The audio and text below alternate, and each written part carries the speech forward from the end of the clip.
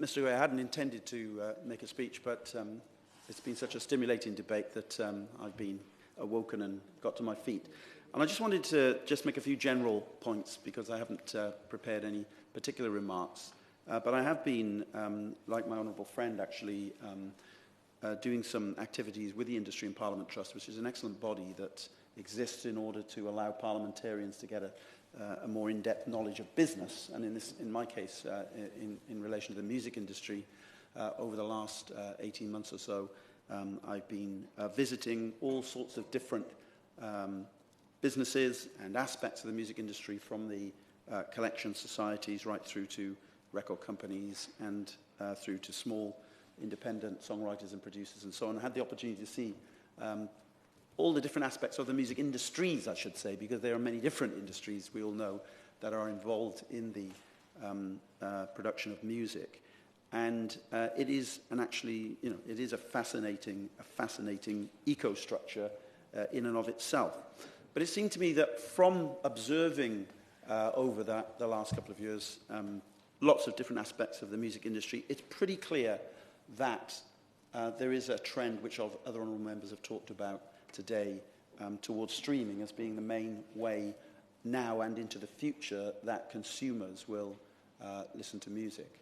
And that has implications, as everybody said, for the way that artists get remunerated. Now, I should make clear at the outset, it also seems to me there will always be, despite what people said about CDs disappearing and so on, I mean, one of the surprising trends in the music industry has been the growth of the compilation CD and growth in sales in compilation CDs against the trend of the decline in the sale of CDs in recent years, as people seek for somebody to curate this vast amount of music that's placed in front of them on their behalf. And there's been a particular growth amongst some consumers in actually purchasing compilation CDs, because that curation's done for them. And they would be consumers, obviously, generally of a certain age. But nevertheless, that has been a surprising growth area, some record companies report. And there will always be a demand for physical formats of music. And I think the growth in recent years of vinyl is an indication of that hankering after something real and physical and tangible that you can tuck under your arm and carry down the road with a gatefold sleeve and a wonderfully high-quality produced vinyl record that you can go through the wonderful ritual of putting onto your turntable and playing at home.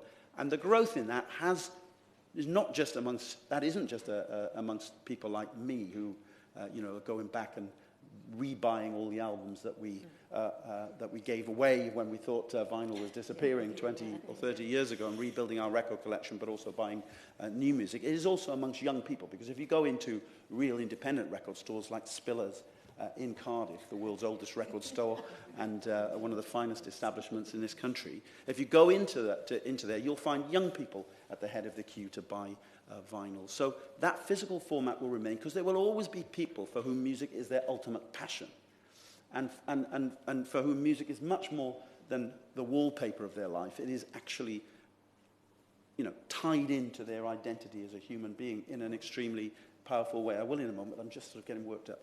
But and there'll always be that minority of consumers who fall into that category, and physical sales will be. But there are huge millions and millions of other people for whom music forms less of an obsession than it might be for some of us, but is nevertheless an absolutely essential part of their life, if they are not as obsessed as some of us are by it. I'll give way to my honourable friend. I agree very strongly with what he's saying, please, about CDs and vinyl.